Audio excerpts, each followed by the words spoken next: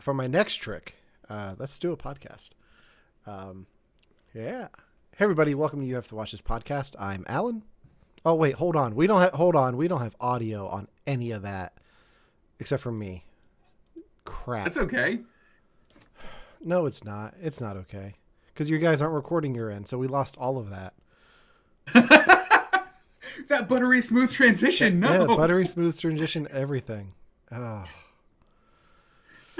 All right, let's just take it from here. Do it. I was riding high, and now I'm like, You were good. Yeah, that was good. Yeah. Hey everybody, welcome to You Have to Watch This podcast. I'm Alan. I'm Ryan. And I'm Devon. And today we're talking about Devon's pick, the 2009 Royal Shakespeare Company adaptation of Hamlet, starring David Tennant and the ghost of Patrick Stewart.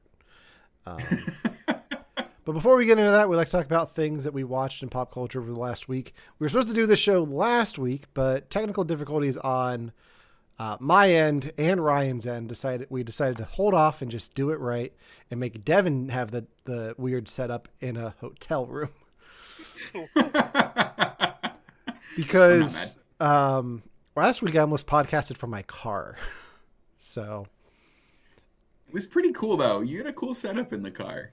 I mean, yeah, I like to have cool setups, but It was rainy, moody, dramatic. Yeah. I loved it.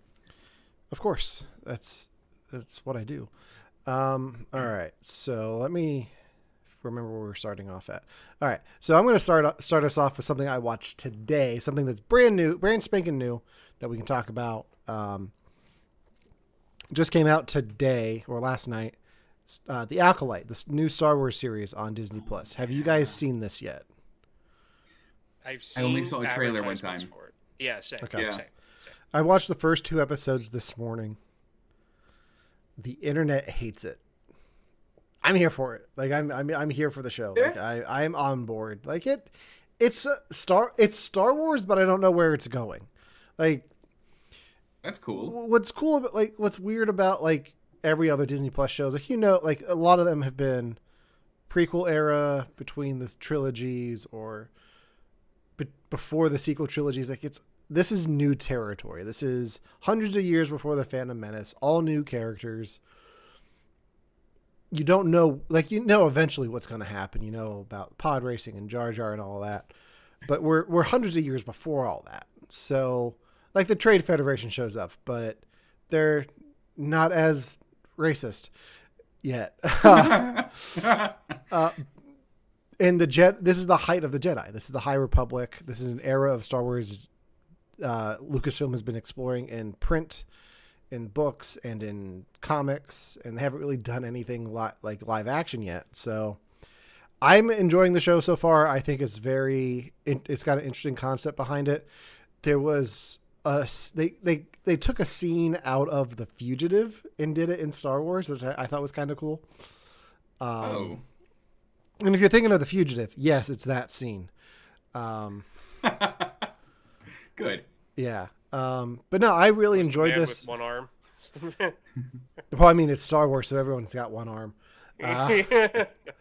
No, it was the I didn't kill my wife. I don't care. They did the standoff on the dam thing. So not like the dam thing, but like they're on a cliff. So yeah. That's cool. I really enjoyed it. Very cool fight scenes. Yeah, I mean, I'm curious to see what you guys think of this. So here's the thing that draws me to this, because typically I'm like, oh my god, I'm so over the Star Wars stuff. But the thing I like about this is it's set in a time period where I'm not going to get any Saw Gerrera at all. There is not a risk of Saw Gerrera. He's not looming in the background. Nothing. Maybe there's like Dave Gerrera, his great-great-grandpa, but like he won't be around. You know, just for that, I hope that it's like, it turns out that like at the very end, at the very last episode, like the camera goes black and then you hear that actor start talking and it turns out it was just him telling a story to his nephew or something, just to get him in there somehow, just because of that. But yeah, my thing is that I like that Star Wars and Star Trek are doing something similar, where they're going to an era that no one ever really talks about or covers, and is starting to do their own thing. Because Star Trek Discovery just ended, and they're Hmm. going to be doing a show called Cadets, which is basically going to be, or the Academy, which Yeah, it's going to Starfleet be Academy. covering. Yeah, which it's going to be covering the like the first slash next generation of cadets with Starfleet coming back.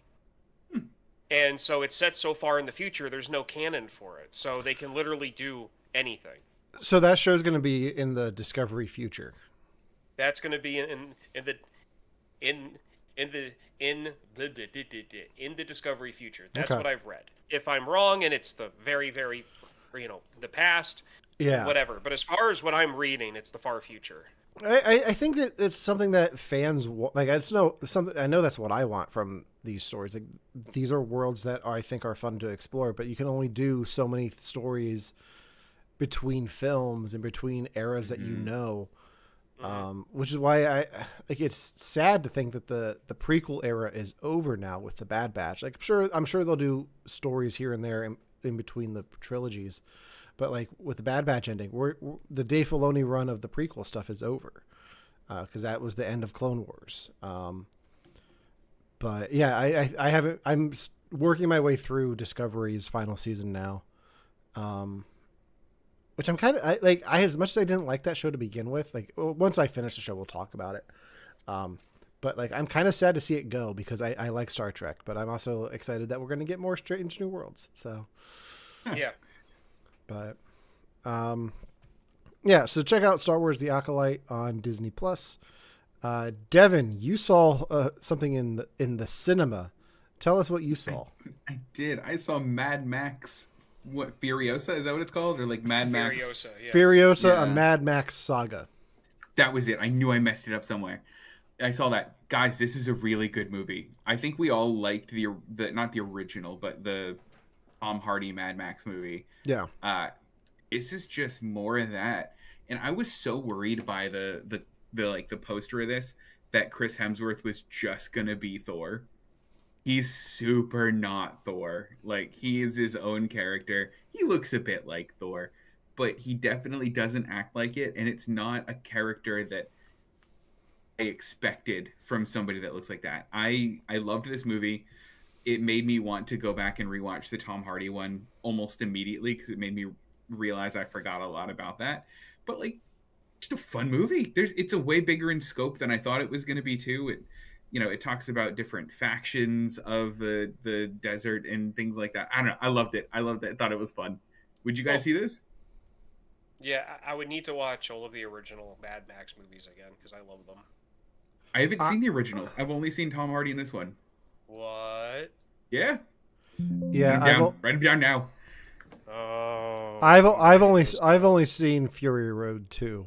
So I am writing those down. You guys haven't lived until you've seen Mad Max 2. know this. This is my headcanon for the Mad Max films. They take place in Australia. Yes. And that's the future of Australia. Everything else is just fine. Like, everywhere else. Only Is that Australia thing? is this. Did I send you guys that? Did I Yeah. send you the No. screenshots? So yeah, you might have, but I Yeah. saw it on the internet. It's like, that's my headcanon now. Like, you can't Yeah. take that away from me.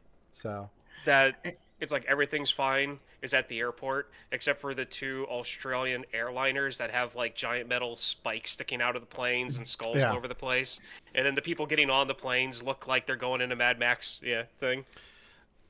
So Devin, let me ask you this question. Yeah. Did this need to be a prequel? Yes, but not for. This is going to sound really bad. Yes, but not for Furiosa. So Okay. I think that her character and what you know about her backstory in Fury Road, you kind of know, right? Mhm. Like, you know that like she's going to go through a couple of hard things. She's going to get to this point. She's going to lose an arm. You kind of get that. But what I thought it did was it filled out the world around what was happening in such a way that made me more interested in the world. Okay. That's that now is what makes me want to watch this movie is the world and the factions and why this person wants that and why that, and that was really cool for me. I also, as a prequel, it didn't do the "What's your name, Han? What's your last name, Solo?" It didn't do that, and I made me happy. The only way I can stop this evil plan is to be Superman 4: The Quest for Peace. Exactly. All right, cool.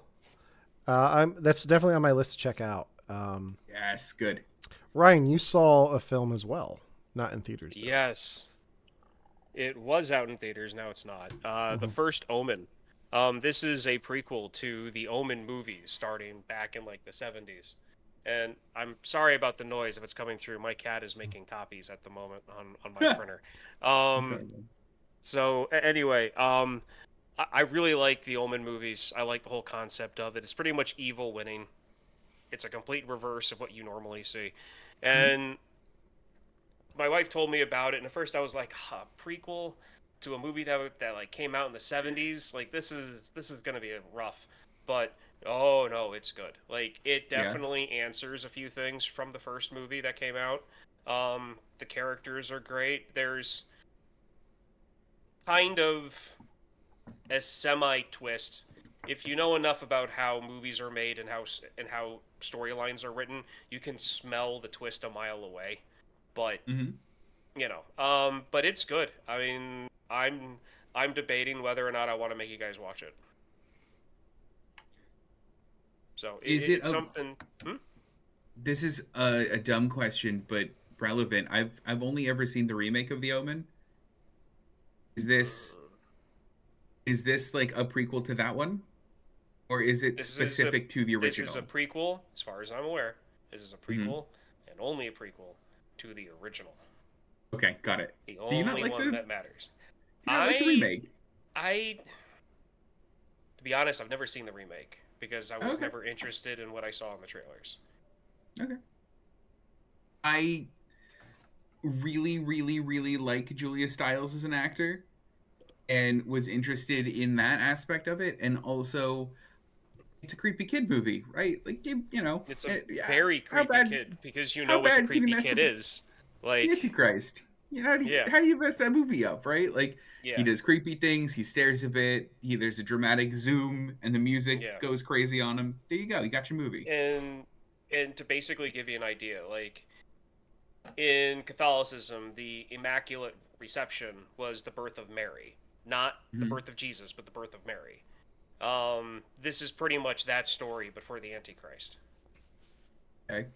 So this isn't about the birth of Damien. This is about the birth of Damien's, like, mother. Okay.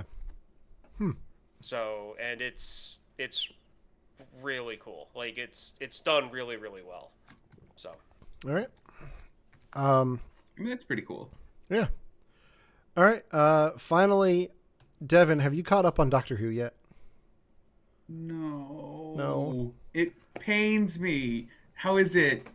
It starts off a little bit rough. Like I wasn't a huge fan of the first 2 episodes, but since then it's grown on me. Like, one of the things, like, you haven't gotten to spend much time with this doctor yet. He's barely in the 1 episode because he had to go off and finish filming Sex Education, which was his other show he got when he got the job. But that was a very solid episode that focuses on his companion. It's getting better with each episode, I think. If you go into the Beatles episode expecting a lot of fun Beatles references, you're gonna be disappointed. That's weird. Yeah. But it's growing on me. I'm very curious to see what you think of it down the line here. So I saw the Christmas one, right? Yeah. And I talked to somebody that I know here that I know likes Doctor Who a lot. And I said, have you caught up? And her response was, no, I haven't quite gotten over the singing trolls from the Christmas special. I agree that was kind of a weird direction for it to go, especially since the Doctor and his companion picked up the song immediately, and Yes. it just turned to a musical. Is that like just the vibe now, and like Devon, get over yourself, or In the first 2 episodes, yes. okay, And okay. then it gets away from that. Are they trying to establish like, look, he's the fun Doctor, get it? He's the fun Doctor. I think some of it is, hey, we're on a new platform. Here's what Doctor Who can be. Okay, I So don't they're hate trying to that. draw in a new audience. Hmm. Yeah, it's different. So I had this realization earlier where like my like Doctor Who was like, I mean, I grew up with the old stuff, right? But then like what really hit for me when I was like coming into myself was like the Eccleston Tennant, like that era, Matt Smith era. That was like my Doctor Who. I'm okay to understand that this Doctor Who isn't made for me. yeah, Like my time with Doctor Who was that era. There is a new fan or new fandom that's going to come in and love this character just as much as you did, and this is for them, and that's okay. hmm Is that the vibe you're getting from it? yeah, yeah. Yeah. It's definitely a different vibe. I'm really curious to see what they do with the Doctor because it doesn't feel like they had him for the whole season because he was had other commitments. Because Sure. even this latest episode, he's in it, but he's not in it that much in person. Like a lot of it's like on a green screen through a screen thing. But they had a moment with him at the end of the episode. It's like, oh, okay, like that's the Doctor. There we go. Um, That's cool. so I'm curious to see where it goes. We only have like 2 or 3 episodes left this season. Whoa. So yeah. Oh, it's a short season. Well, they did 2 episodes at the front, and then they already filmed season 2, and I think they're on to season 3.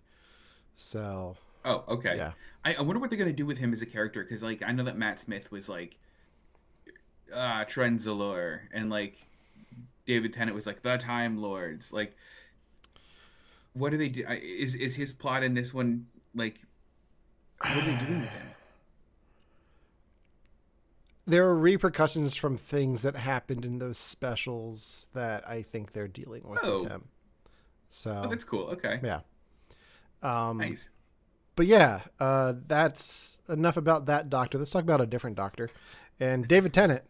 Tennant playing Hamlet. So Devin, this was your pick for this week. Um, tell us why you made us watch Hamlet. Love. I love this. I love this movie. I love Hamlet. I love Shakespeare. Watching this movie is like putting on a big old pair of warm socks for me. Like it takes me almost no time anymore to fall into the language, to fall into the wordplay, to fall into how they're saying things.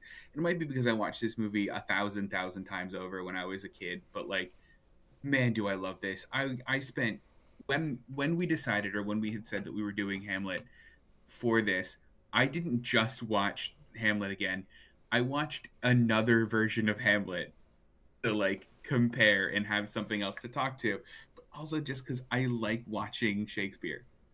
So I mean, this is something that like, and this is why I didn't want to do it like last week. If like you guys were both having audio issues, and Alan, you were in your car, because like I just like this movie a lot, like Hamlet a lot as a character, and it means a lot to me. So I wanted to like have like a genuine talk about it and see like, I mean, if you guys didn't like it, that's fine, right? It's not for everyone. Romana was in the room with me when we watched it. She bounced off of it straight away, and that's all right. Shakespeare in English and Hamlet isn't for everyone, but I genuinely wanted to get like your guys' take on it.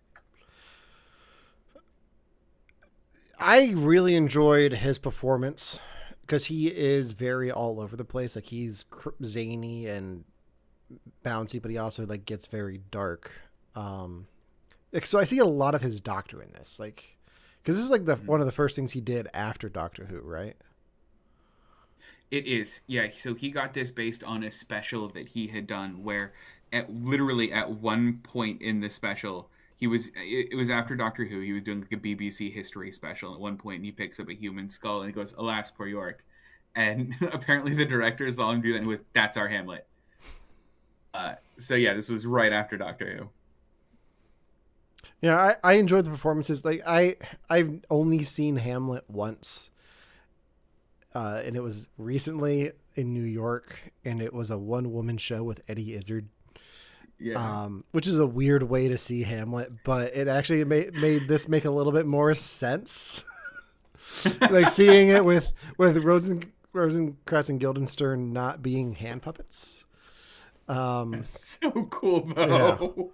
Yeah. But no, I enjoyed it. It was a hard watch. Like, I'm not gonna lie. Was it really? I had to take breaks. Like, I had to okay, Oh, wow. That's enough for today. I will watch more later. And then it took me like 3 sittings to watch the whole thing. Wow. Okay. Ryan, tell me about your experience with the Dane. I like Shakespeare. I like Shakespeare movies. One of my favorite movies when I was a kid was Romeo and Juliet with Leonardo DiCaprio. And I know people kind of roll their eyes at that are like real Shakespeare nerds, but I like it. I like movies that are done contemporary but done in the language, where like everything's up to date and modern except for the language they're using. I really like that stuff. Unfortunately, this does everything I don't like when they do a stage play for a movie. So this was a real tough watch for me. Tell me all about it. I want to hear. If they had filmed this like a normal movie and not just done like a movie soundstage playset, it would have gone over a lot better. Mm-hmm. Like, I wasn't like, if they would have actually had, like, I don't know, filmed on the street, filmed in front of an actual fort, rented out like a giant European mansion to play as the palace, and like filmed in different rooms and in the hallways, instead of, like 1 or 2 massive rooms and just rearrange 3 or 4 pieces of furniture. And there are some other stylistic choices they did where I was just like, no. But I really liked some of the performances in it. But unfortunately not David Tennant's. Okay, I'm excited to dig into that because first off, the version of Hamlet that I think that our generation is probably most familiar with is that inevitably when we get to English class, we are shown some, if not all, of Kenneth Branagh's Hamlet. I distinctly remember watching some of Kenneth Branagh's Hamlet, specifically the to be or not to be scene where he's got that little weird goatee and is staring at his uncle and his friend through the window or through the one-way mirror.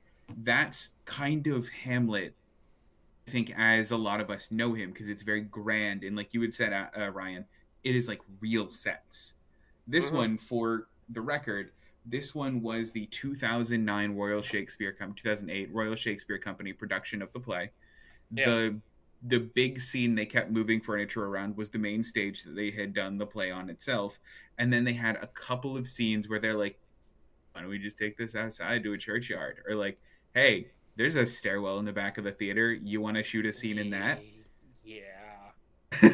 And like, I think the point of it was supposed to like build the world out a little bit farther than the room that's there or the stage itself. But I agree where there's a couple of dissonant scenes where, specifically when Hamlet kills his uncle's friend, then it makes that shatter in the glass, which is very cool. But then you see that shattered glass in the back of the main room when they're doing the duel later.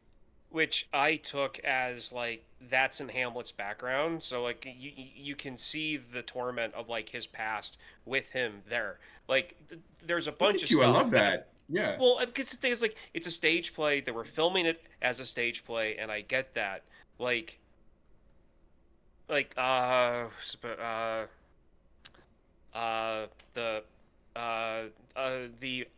American Patriot version of Hamlet. The Lion King. It was on Broadway for forever, and then now it's on Disney Plus, and you can watch it. Hamilton. Hamilton. Thank you. I was trying to think of Hamilton, and all I can think of is Hamlet because it begins with an H, and my brain doesn't work really well. So not only does it start with an H, it also starts with a ham. Yes, okay, there It's we like go. most So of all I the was work. thinking was Hamlet. Um, I liked that way of doing it because they filmed during an actual performance. Yeah. This felt like a college film project. I mean, it was a mix. It was certainly a mix, and I can see how there's some parts that really don't work. The Not some parts, Devon. the I there think only well, some. there are parts of it that don't that do work for me, Okay. and most of that is the soliloquy stuff when he's breaking the fourth wall and Yeah. looking right at the camera. Like that works very well. And not to say that you couldn't do that in the film style of the Hamilton thing. But it works really well because you're able to get up close with that. But yeah, like lighting wise, they don't do much with it. It's just very. And the thing that bugged me the most about this style of the way they did this was the blocking, because it's very boring. Like they're all just going to be standing there in a circle, and the camera's gonna like they don't move at all. It's just like very very stiff. It's funny because I had just watched, so I had watched the Andrew Scott version of it first. Andrew Scott is a lot. I'd say that it's like a worse version in terms of filming. In terms of filming style, it's almost a worse version of the Hamilton thing, where basically for most of it they just have a single camera pointed at the entire stage, and all of the performers are mic'd. So you get good audio coming from everybody, but you get a single view of the stage. And I think because this did a little bit more dynamic in terms of filming wise, I think that helped to soften the blow of some of the things that this film does. But I also think that the film, in terms of its like camera style and stuff, I think it kind of shows its age. Mm-hmm. Like, I think that it's very early 2000s in terms of like some of Hamlet's dress that he wear, like the specifically like the graphic tee and jeans and no Yeah, shoes.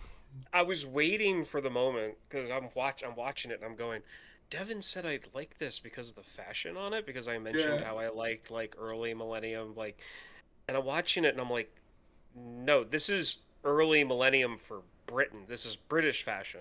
this This isn't American. Yeah, so I'm going to really simplify what I meant Yeah. on our last show.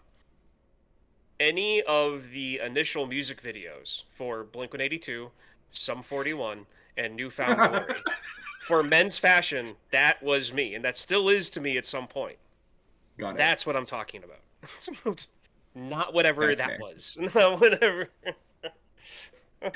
It's fair. So I feel like we're gonna have mixed reactions on this one, but I want to hear what you think specifically about David Tennant's Hamlet, because when it came out, this was a really, really different Hamlet. Because Hamlet, up until this point, not until up until, but in the majority of the famous performances of Hamlet were very much done in iambic pentameter. To be or not to be, that is the question. Is it nobler to shake? And it's that, right? You really get into the music of the voice. But Hamlet, in this version and pretty much subsequent versions, tries to talk like he's talking to you, and tries to talk a little bit more like it's conversational English than he does to get into the music of the performance. And he's also very physical in what he does as well. And to your point, Alan, it is a little bit of his doctored movements. And there's a couple of scenes that I specifically love that I'll call out later. But did this version of Hamlet work for you? And if so, why? And if not, why not? It worked for me. I like that it's more conversational. I feel like the dynamic pentameter puts me to sleep because there's such a rhythm to it. Like it's like There is. like, but like with this, like the to be or not to be, like that whole thing was very compelling to watch, and like it drew me in more. Mm-hmm. And what do you think? I like the rhythm. Do ya? Yeah, because for me, it's I learned it. I learned Shakespeare in the rhythm. The furthest away from that rhythm can that I can like watch and is the Romeo and Juliet one with Leo. Yeah. But other than that, like something like this, I would Mhm. have much rather of them kept with that rhythm because it's partly also how I translate it in my head so I can understand what they're saying. And when Sure. they In the don't rhythm. follow that and they do it conversationally, like I found my like it was what 3 hours long. Yeah. I think this almost took me 4.5 hours because I had to like pause and then listen and then re-listen to what they were saying and go, oh, that's what he said. Because when they talk in the rhythm, it's easier for me to space it out and I can translate it almost verbatim as they're saying it. When it's done like this, it's hard for me to understand. Well, I wanted to get to the language of it all because there is something in Shakespearean verse that makes even like I'm just gonna say like dull or boring insults sound so clever. So like a good example is that like at one point all Hamlet does is he goes, "What are you reading?" And he goes, "Words, words, words, words." And that's all he says. Like that's it. That's not clever, right? If I were to read that in a book, I would hate that book. But that is one of the most famous lines of this play, and both because of the context in which it's presented, but then also how it's presented and how it's acted, it's one of the most iconic lines of the play. Do you guys have that same kind of connection to Shakespeare in English, or do you find it a barrier to enjoying things? Because sometimes it is a bit of a barrier, at least for me, where like Ryan, I had to go, okay, what is he actually talking about here? Or like the comment, like, get thee to a nunnery. I think like completely messed with my little mind, where I'm like, is he calling her a slut? Is he telling her that she should go to be a nun? What is happening? So sometimes it becomes this incredible tool for storytelling, and sometimes it is a barrier. Did you have that? I think there was a little bit of a barrier for me, um, going back and watching it again. Like having just seen it on stage, I think helped. But there were moments that still like I went back and rewatched clips of it before the show tonight. Just one because it's been over a week and a half since I watched it for the show. But like rewatching the "To Be or Not to Be" soliloquy, like it hits, like it makes more sense the second time. I made the comment to somebody I was talking to about the only Shakespeare play that I know the story of and can follow along very easily is Much Ado About Nothing, because in high school Yeah. I wasn't in it, but they You had were a on stage. they were on stage in a swing band for it, and I had to see it like 20 times between rehearsals and the performances. So I know that story. I could not tell you what the story is right now, beat for beat. But if I were to put on the Joss Whedon version of that or the Kenneth Branagh version of that, I can follow it along because I know that story. I know those characters and I know what's happening. I think I like one of the best things about doing this for the podcast is I had to buy this. So if I wanted to go back and watch it again and get more appreciation for it, like I could go back and watch it again on Amazon because I had to buy it for like $5. Yeah, about that, Devon. Do I owe you money? Almost. I'm not going to ask you for money, but I'm almost there. I am almost Oh, there. this is why I like talking about it, right? Everyone's not gonna like the same things I like, but it is a shame that you didn't like it as much as I do, because like this is like almost a comfort movie for me. I would watch this Well, on an airplane if there's turbulence and feel if better. here's here's here's the thing about this, and I will fully admit this Hmm. because there's movies for myself that are similar. If I would have seen this like right when I started learning what Shakespeare was, and I knew who David Tennant was at an early age, I would probably like this a lot more. Yeah, But David Tennant is more of a recent, oh, I know who that guy is for me. yeah, And I mean, I'm going to be 40 in 2 years. I've already developed my taste in things. sure. And unfortunately, the media that I have, that I like and I've seen has kind of moved my taste away from something like this. And that's where I'm at on it. And That's so I fair. mean, like, I'm not saying it's crap because it's not, obviously. It's just I don't like it. That's pretty That's much fair. it. That's, you know what, and I can't fault you for that. I gotta know though, and this question's probably just for Alan. But no, Ryan, you've probably seen them too. This is one of my favorite things to do because especially now that I would like immersed myself in this for like a week, right? I love comparing versions of Hamlet and versions of any plays because it's almost, and this is gonna sound like the weirdest example in the world, it's almost like Alien Shakespeare. Because Alien, notoriously the script for Alien is very sparse. There's very few direction. There's just kind of the plot points and then like some dialogue, and it was up to Ridley Scott to fill in those blanks.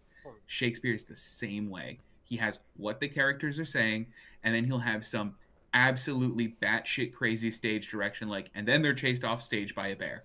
And it's up to the actors and the director to make that all make sense. And the My bear. favorite, and the bear. My favorite example is I watched David Tennant, watched the Andrew Scott one. The to be or not to be scene in those could not be more different. David Tennant, for example, the scene's about contemplating suicide. And you can watch him think through the process. You watch him go, oh shit, there might be an afterlife. Oh no, that could be terrible. And you watch him discover these things for himself. But Andrew Scott's performance, he literally turns to the audience and goes, should I? Shouldn't I? Here are the options. And he already knows it while it's happening. And I think those are such brilliant choices, both. So, like, Alan, like, what was the difference in the version of Hamlet that you had seen versus this, aside from there being far more actors in this? What parts worked here that didn't work for you before? What parts didn't work here that you loved before? I mean, it's hard for me to say because it was just the one performer. Like it's, Yeah. I do think Eddie Izzard did a very similar thing to David Tennant's To Be or Not to Be. Like it was very like, Okay. very serious and wasn't like playing it off for a joke, because Eddie Izzard is a comedian, and like I was expecting a little bit more lightheartedness to the whole thing, but no, like she put in like the effort for it, and like Wow. it was dramatic. The only comedic thing was Rosencrantz and Guildenstern. Wow. They just are. Yeah. I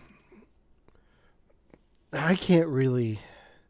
The biggest thing that worked better for me here was the fight scenes, because having one actor duel themselves was not the move.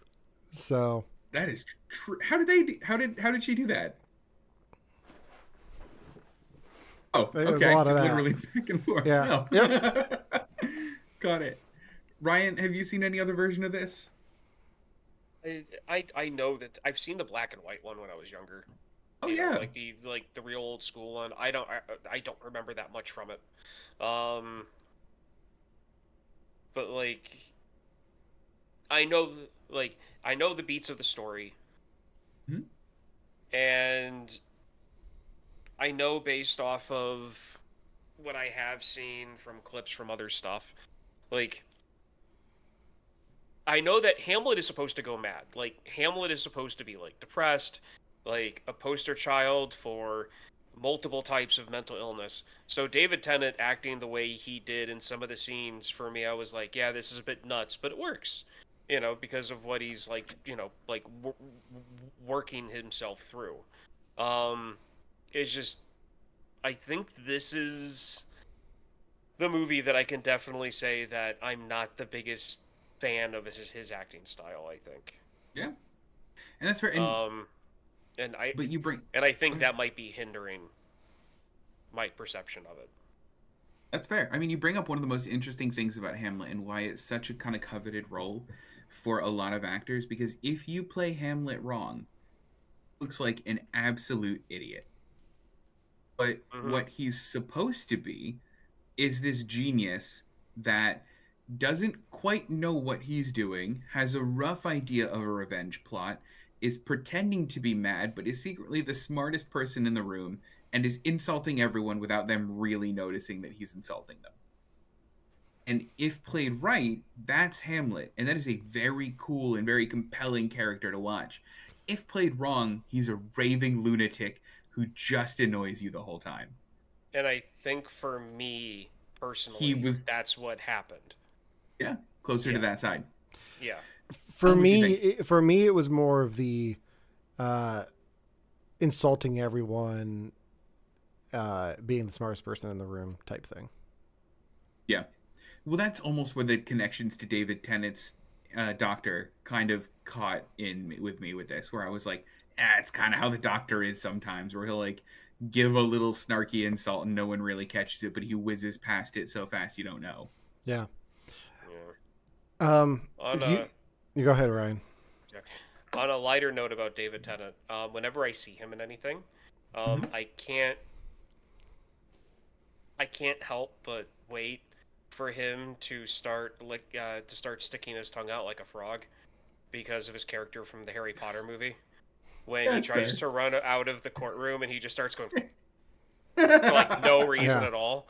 So it's like no matter what I see him in, I'm always expecting him to do that for some reason, especially when he starts acting a little goofy, which Hamlet. Yeah. He kind of did that in this too. He like makes a big face at one point. Yeah. You mentioned it a little bit earlier, and I want to talk about the Disney version of this, the Lion King. Yeah. Because it's not lost on me that we're doing Hamlet right around the 30th anniversary of the Lion King. How did you know? How did you guess? How did I guess that connection? In my notes here is the surprise reveal at the end. Oh, really? Yeah. Well, because at the Hollywood Bowl recently, they did a 30th anniversary concert where they had Jeremy Irons come out and sing "Be Prepared." Timon and Pumbaa came out with the young singing voice of Simba to do Hakuna Matata. Kim Kardashian and Kanye West's daughter did "I Can't Wait to Be King," which was They didn't weird. get adult Haley Joel Osment to do it? Jonathan Taylor Thomas. That one. Gotcha. Yeah, that one. The No, it just reeked of nepotism. Because there's a whole thing about it. But no, it was on my feeds recently. I was curious if you guys saw any clips from that. I didn't know. Did it look cool? I think they filmed it for Disney Plus, so it should be coming out soon. And I'm sure they're going to auto-tune Northwest to get her on key. So I truly forgot that person's name was Northwest. Yeah. That is a choice. Yeah. Good job. I mean, no comment. Not to bash on her. No. She did great for the situation she was put in, but it's weird. It was weird. It was a weird choice by the production. So, but, I mean, to be fair, I've seen a couple of those kinds of productions at the Hollywood Bowl. They're spectacular. Like, I'm sure that even if like that performance wasn't the strongest, I'm sure it was still incredible. Yeah.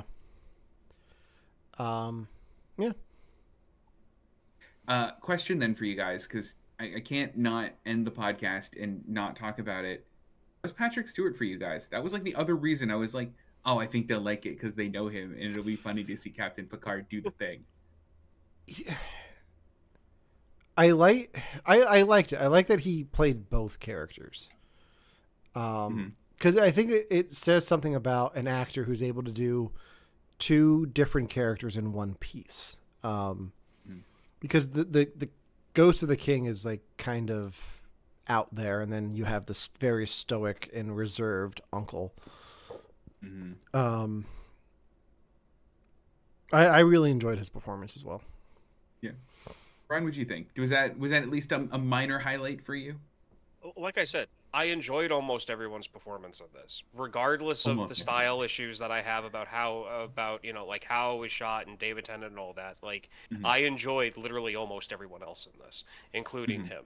I did feel that his beard when he was a ghost was a bit stage quality, to put it. But no, I mean, it was great the way that he appeared, exactly what Alan said about, the way that he was able to portray that, the dad versus the uncle. I thought it was great. And you can tell in this that he was Shakespeare trained.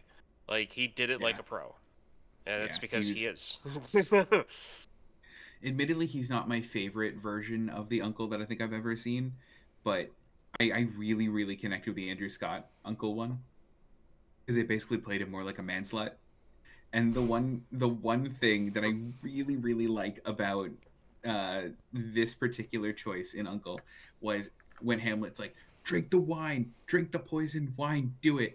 And he literally just shrugs and drinks it. Like he just like, guess I'll kill myself. And then drinks the poisoned wine. It's such a good acting choice. Like no resistance, just like, Yeah, I did like that. yeah. Like Um, whatever, my time's yeah. come to an end. This is all, you know. So this probably may, I don't know, it surprised me when I found out, but you guys might be smarter than I am and may have known this. Hamlet isn't Shakespeare's original. Shakespeare took this play from somebody else. That play, the name of it is actually kind of lost to history. They call it Hamlet right now. It's essentially just the play before Hamlet. But when when Shakespeare released Hamlet, the one of the reviewers of it had said, "I'm sick and tired of everybody doing this Hamlet revenge play." Because this specific one had been done kind of again and again and again. And it's actually different forms. One of the things I thought was interesting about this one was this is based on the folio version of Hamlet, which is actually a shorter, more abridged version of the play. The Kenneth Branagh one is based on the full version of it, which is a much longer production.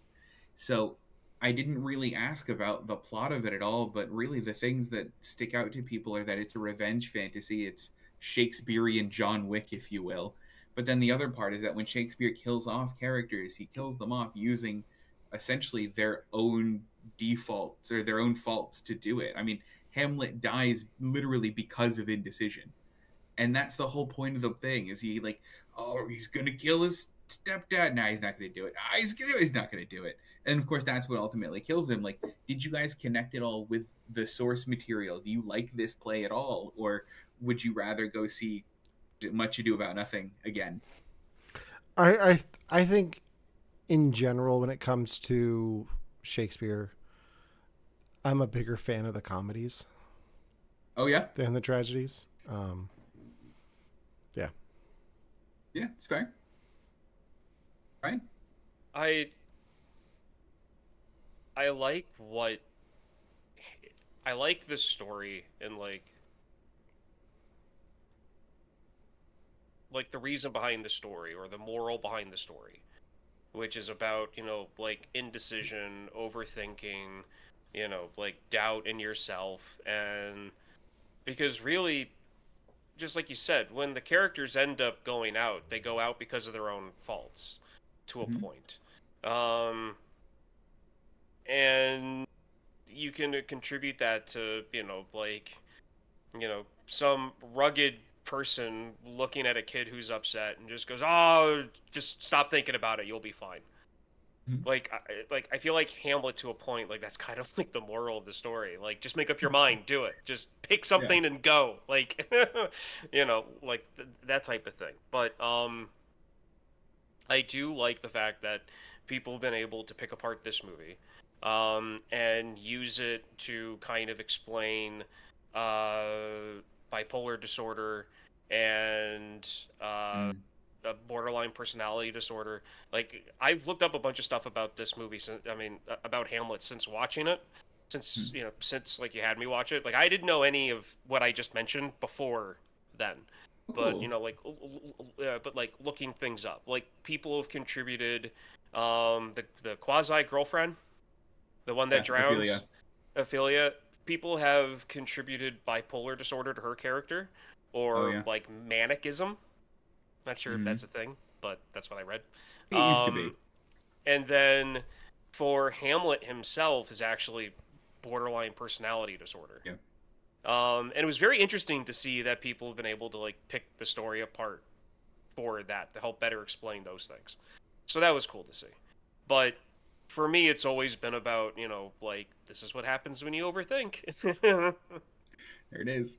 And so this is on in this is probably going to say a lot about me, and you guys won't be surprised to hear either of these things. First off, this is my favorite Shakespeare. I prefer this to the comedies by a lot. I also don't consider this one of his tragedies, and only considered it a tragedy when Romana was watching it, and there was like a freeze frame of the whole company on the stage, and I go, that one dies, that one dies. Hamlet murders that one. She goes crazy and drowns. He goes crazy and drowns. He gets killed. He kills himself. And I went, I'm happy with that, Alan. But then I just went, oh yeah, I guess this is a tragedy. Like everyone ends up dead in this play, and like only poor Horatio stays at the end. Yeah, poor Horatio. Poor Horatio.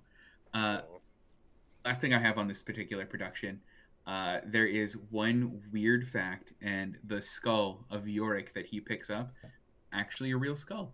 That skull was composer Andrzej Tarkowski, who was a Polish composer. He has done a couple of operas that you guys might know of in his life, and when he died, he specifically requested that his skull be given to the Royal Shakespeare Company to be used as a prop. From his death until this play, it had sat in the back of the Royal Shakespeare Company, and everyone was too grossed or freaked out to use it. David Tennant's Hamlet was the first one to use it. He used it in the recording. People caught wind that it was a real skull, and the production said, swapping the skull out, it's going to be too distracting for people to see a real skull on stage. We're using a prop skull. Actually didn't swap the skull out. So on stage, every night was Andrzej Tarkowski's real skull. Every single night. Wow. Good. Yeah. Good for him.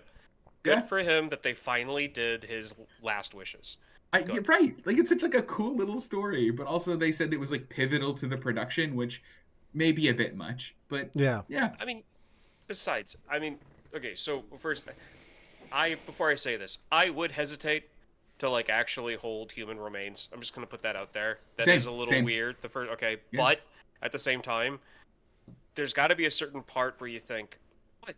I've got one floating around in my head. What's the difference if I'm holding one in my hands? Right. Well, I mean, you're also talking to the guy that knows that like original Pirates of the Caribbean at Disneyland used real skeletons because they looked better, and that they traded all of them out but one. And every time he rides the ride, I go, "That's the real one." Yeah. Well, someone is. Oh my God, they're a slave to the Disney Corporation. Here he is, right here, guys. In the afterlife. Yep. That sucks. It's a small world after all. Ooh, haunting. Yeah. Disturbing. That's all I got, guys. That's all I've got too. Next week we have a very special episode. We will be joined by Will Smith. Not that Will Smith. No one will be getting slapped. Friend of the show, will be here talking about his comic book, and we'll be talking about a film that he picked out, Southland Tales. So tune in for that on a special day and time. That'll be this Sunday, I believe, at our normal time, 6:00 Eastern. So stay tuned for that here on YouTube and Twitch. You can also listen to You Have to Watch This podcast on all major podcasting platforms. We're still getting caught up with the backlog, so give me time. I'm getting there. Until then, you can like us on Facebook, follow us on Instagram, subscribe to our YouTube channel. And until next time for You Have to Watch This podcast, I'm Alan. I'm Ryan. And I'm Devon. And we'll see you next week. Bye.